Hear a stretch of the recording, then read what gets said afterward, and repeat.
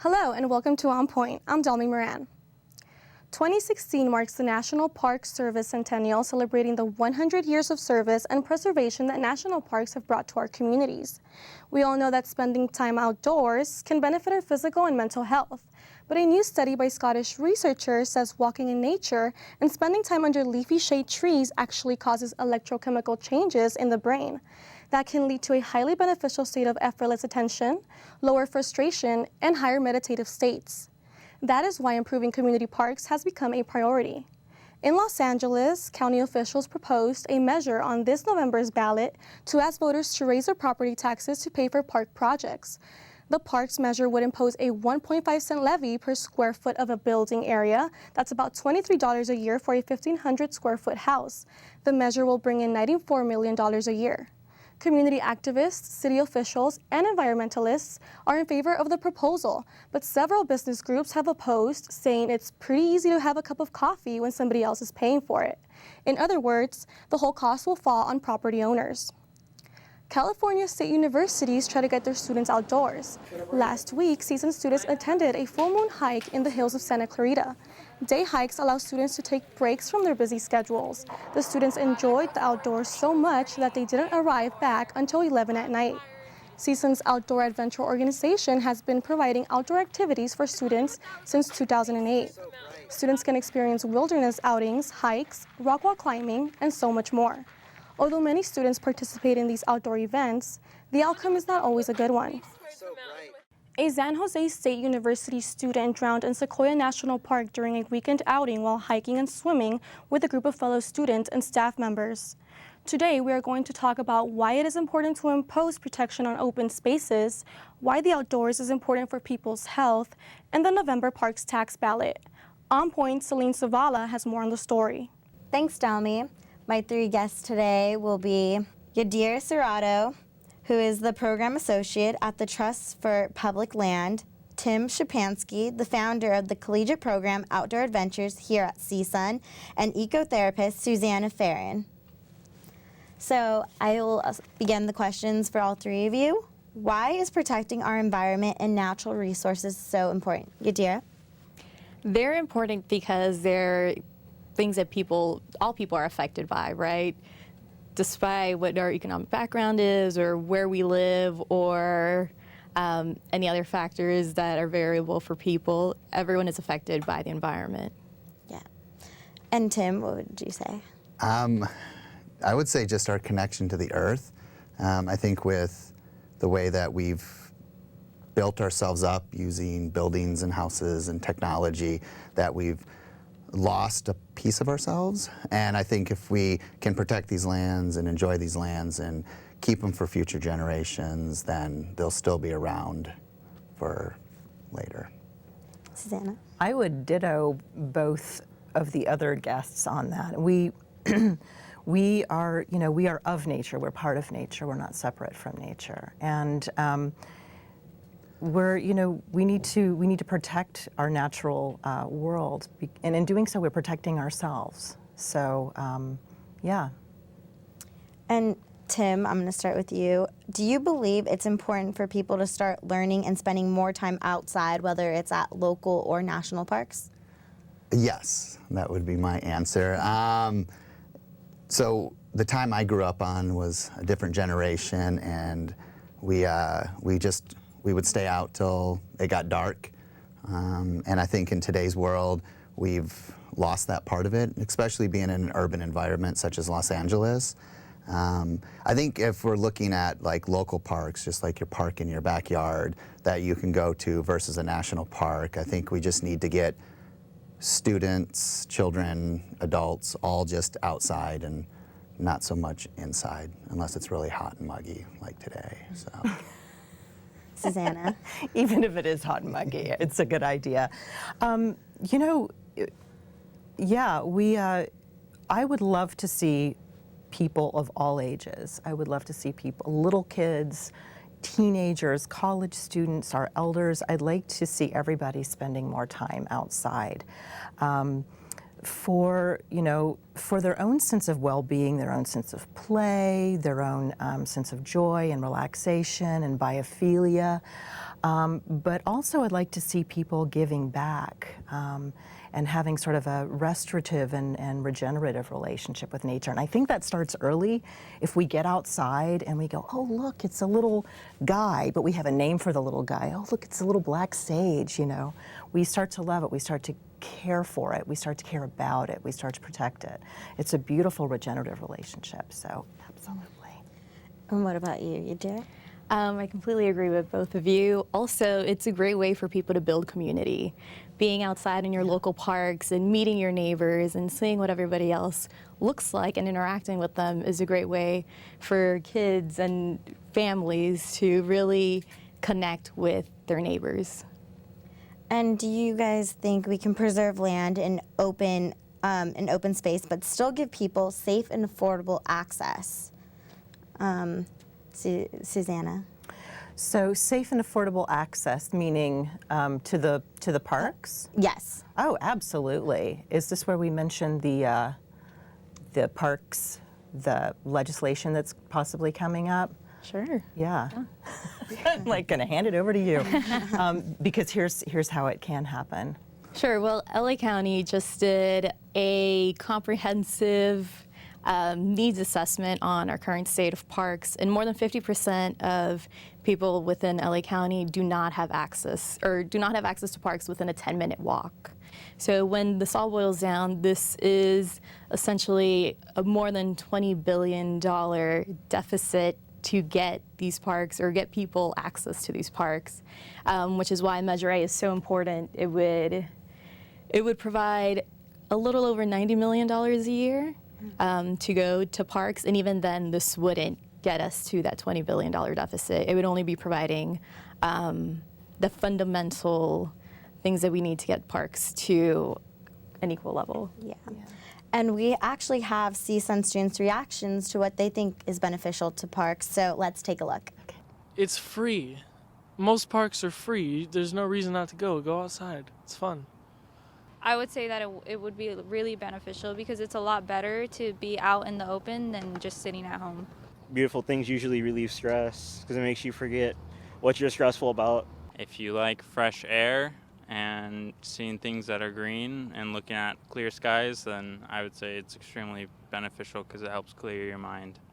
I think it's very useful because, you know, you clear your mind. The walking gives you exercise, kind of like gives oxygen to your brain, lets you think clearer. It's a chance to just get away and see things that aren't walls.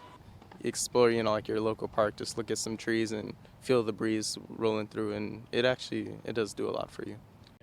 Yeah, I like it because it's like a whole nother environment, and I like it's romantic. You know, you're taking a walk in the park, so it's a beautiful experience if you make it one. Suzannah, you say that you're an ecotherapist, so what does an ecotherapist do?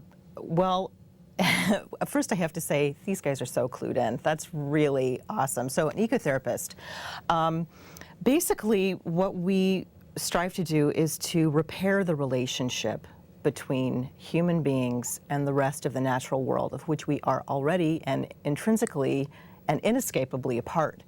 The problem is that we have started to see ourselves as separate, so we think about going out into nature when, you know, we're part of it. So it's to restore that. As a marriage and family therapist, I bring it into the room. I have plants in the room. I use nature metaphors. I ask people intake questions. You know, like I ask them about their companion animals. I ask them about important places. I ask them, do you go outside? Do you spend time outside? How much time do you spend outside? Where do you go? You know, what does it do for you? And I actually will send them on, that's partly their homework every week. Don't forget, take a little walk in the morning outside. And it works, it's like the student said, it really works wonders. And research is backing that up, so. And what do you think is so therapeutic about nature? Gosh, everything. I mean, really everything. It builds empathy. It improves our health. It lowers every stress marker we have. It lowers our cortisol, our blood pressure, our heart rate. It increases our sense of connection, our sense of fascination. I mean, there are so many studies now showing what we already know. And, you know, we all experience, I'm sure, on a daily basis. I mean, I don't know how many of us have pets, but even just going home and saying, "Hey, guy," you know, that is ecotherapy. So yeah, what does it do? It makes us healthy. It builds our biophilia, that innate sense of belonging to each other, to nature, to all of life.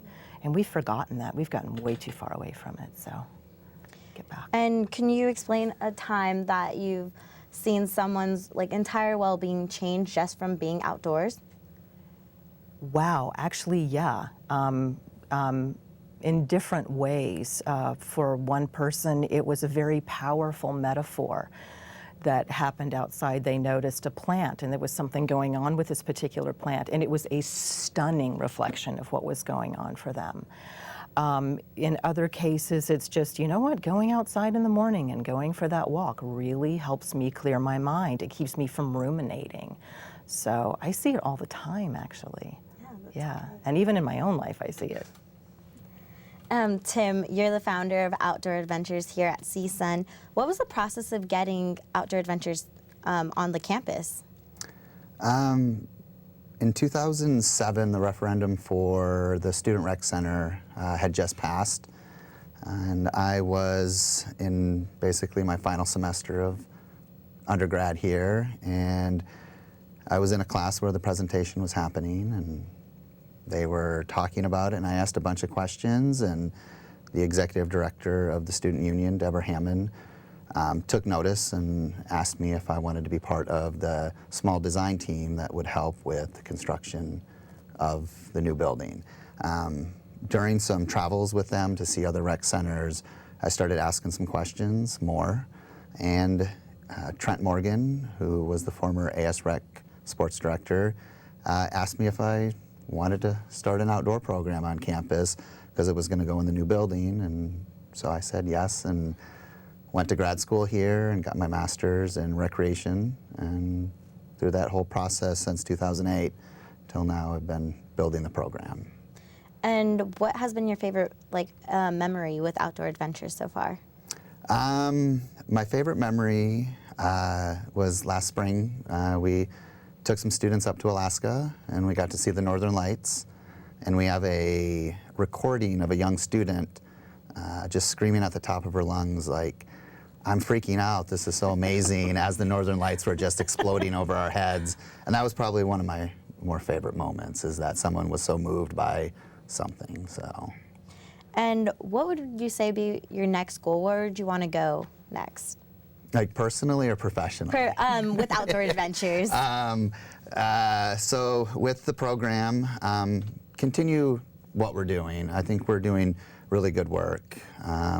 We work with a lot of other schools around California, that are building outdoor programs, and we are leading kind of the forefront of working with students who have maybe mobility issues. We're working with students with learning disabilities. We're working with the NCOD. So we're working a lot with accessibility. And I think that that's a really important thing, is I think we sometimes forget about certain populations and their ability to get out into nature. And so if we can find that within our school here to help us get other students and other populations out there, I think that would be where I'd like to continue to focus. And actually this past weekend, an Outdoor Adventures group at San Jose, I don't know if you've heard about it, but the student drowned. But what would you say, CSUN Outdoor Adventures, what kind of precautions are you guys taking? So on Wednesday night, so tonight, we have our trip leader meeting. So tonight we are talking about what happened this coming weekend. I've already sat down with our risk manager, HR, and my director, talking about what we can do. So we're looking at now training our students as being lifeguards, also as being wilderness first responders and first aid and CPR certified. Probably the most dangerous things we do is driving and then dealing with water. So we're going to talk with our students tonight, go through it. We don't know much about what happened other than the article that we read in the LA Times, but we're already going to talk about it like in our first meeting. So. And this 2016 election, there's going to be a measure. You brought it up, Measure A, and we have CSUN students' reactions on that. Let's take a look. Yeah, because number one, it could help with just the environment. It'll make it better for more people to come. For number two, children. A lot of kids are inside the house on their little phones instead of exercising, having fun, being around other children. So that's also a benefit. And number three, I feel like parks don't get the love that they deserve now. Yeah, I mean, I think definitely if we're talking about LA, I think money can go elsewhere, especially transportation, so like getting to these parks. I would be in favor of that because a lot of parks, at least in my neighborhood, are very run down as to what I remember when I was a kid. You know, they were very well kept, and now they're not being taken care of. Renovating city parks is important. Personally, I don't use parks a lot, so I don't think that I would be in favor of it. But I know that a lot of people play sports. I have a little sister who just joined soccer, and I would hate for her to play in a terrible park. Just as long as the taxation is fair. I don't want someone from like East LA, someone from, I don't know, someone really far south LA, someone in Pacoima, they have to pay for a park that's in West Hollywood, Beverly Hills, Malibu. That's all in LA County, but the income's way different. As long as there's an equal balance of how people pay. What would you say Measure A would be, what would it do to outdoor involvement? What do you mean by outdoor involvement? Do you think it would get people outdoors more with more parks being built? Or? I think so. Measure A addresses quite a few different things. So it would be providing upgrades for existing parks. It would also provide funding for future parks, and it would help protect water sources like rivers and creeks, as well as keeping our beaches safe and clean and protecting outdoor open spaces. So it touches on everything that is related with being outside for Angelenos, and it would be, I think, completely life-changing for everyone here, especially because there is no more funding as of 2019. There's no more local funding dedicated for parks. Yeah. And what would you all say about millennials who say that they don't have any more time to like go outside and enjoy the outdoors? I do fall under the millennial bracket. I hate that term, but I'll take it. It's okay. I disagree. I think we do go outside. The problem is we don't, we're probably not giving as much money as we could be to causes that are focused on parks and green spaces and open spaces. But I do think it is a priority for us. Tim? It's how you decide to spend your time. If we're talking millennials in college right now, they're focused on college, and that's where they should be focused. So their time to take a weekend off and go do something or go spend 6 hours, at the park on Saturday playing soccer or basketball might not be in their schedule. But if we don't set that kind of just set that for ourselves, that we're going to get out on a weekly basis. As we grow older and older, that will not become a priority in our life. And I think that the younger we can start people of saying you should get outside and have some fun and get dirty, the more that will continue through our adulthood and later on. Suzannah? I'm kind of spoiled. The millennials, I know most of them spend a lot of time outside. But what I would say is that even when you're in college, I think it's important to take a little bit of time, even if it's not a whole lot of time, even if you're doing your studying in a park, to do that, because studies are showing us now that those outdoor breaks we take, just even sitting outside in the, I'm looking at the screen back here at the trees, looking out of windows at trees, it helps our focus, it helps our attention, it lowers our stress, and when our stress is lower, then we're able to focus better, we're able to accomplish more. So it's actually academically a smart thing to do. Okay, so do you believe parks in general are easily accessible to Angelenos? I do not think so. I think it's something that has been, I think, on everyone's mind, as we could see from the interviews from CSUN students. Park access is something that needs to be addressed. And it is something that would be more or less addressed with this measure. I believe that the LA needs assessment categorized what areas need parks most and would be not exactly giving priority, but informing us on what areas like East LA, South LA need more parks. So I think that's something maybe we don't talk about that often, but it's common knowledge that underserved communities do not have parks readily available to them. And would you say Los Angeles County is on the right track of getting there, or do you feel like it's not really a #1 priority? I think there's a lot of talk about it. I do think we have a long way to go. So it's going to take some time. It's going to take money. And this measure is probably the first step towards making that happen. Suzannah, do you have something to say? I don't know if I have much to add to that other than, I think that everybody needs to have access for everybody's well-being. Everybody needs to have access to parks. I mean, that's just the bottom line. I'm thinking about the group, is it East Yard Communities for Social Justice, for Environmental Justice. And, they do these amazing bike rides all the way down the LA River, and it's just industrial. These kids need parks, not just the kids, say in Pasadena, not the kids that have parks already. More resources to those parks, great. But other kids need parks too. We all need parks, not just kids either. Grown-ups need parks. We all need access to that for our health. So, Tim, would you like to add anything? I think the ladies hit it right on the head. I think the other piece is the public transportation of getting there, and how do young adults or children, how do they get to these parks, and is it easily accessible? Is there a bus stop near them to be able to get on a bus to be able to get somewhere if there's not a park near them?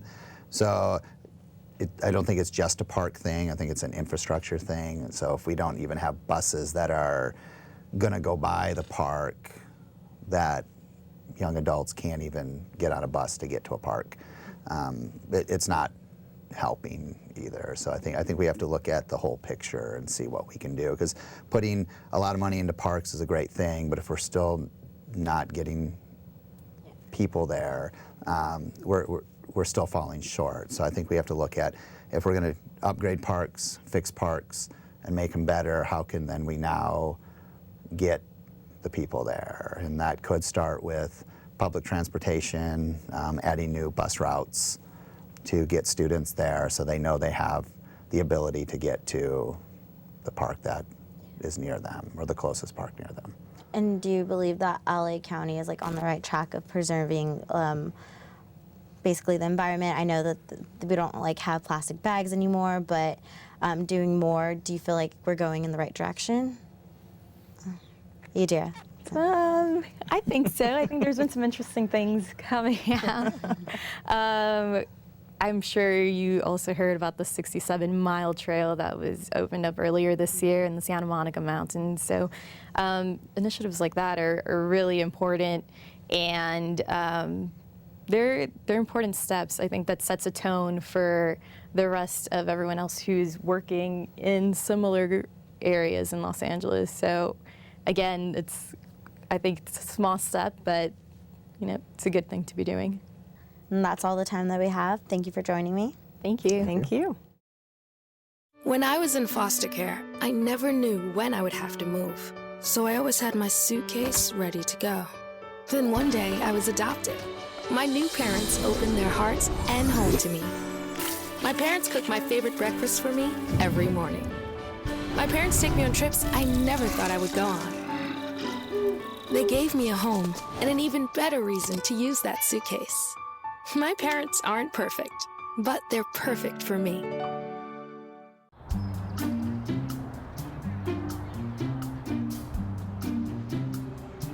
Don't worry, 74 people were picked before me in the NFL draft. To fight childhood obesity, United Way and the NFL are helping kids play at least 60 minutes a day. Okay, time for the team obstacle course. Yay! What this place needs is more healthy kids. To get involved or donate, go to unitedway.org/play60.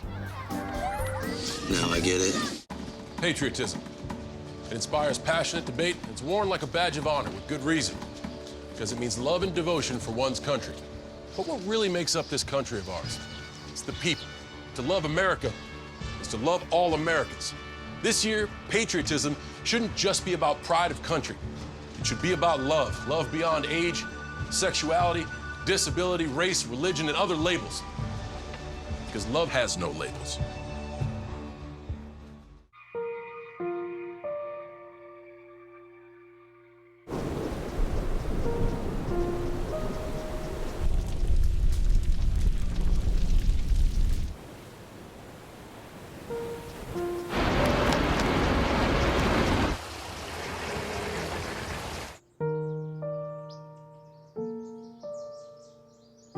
Don't wait. Communicate. Make your emergency plan today.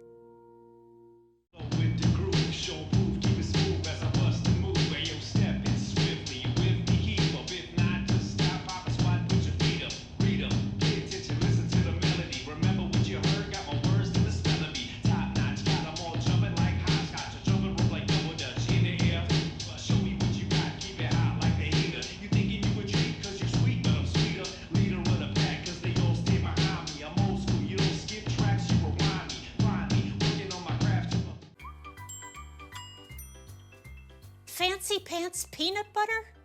A big screen television? You haven't even bought a sofa yet. A motorcycle?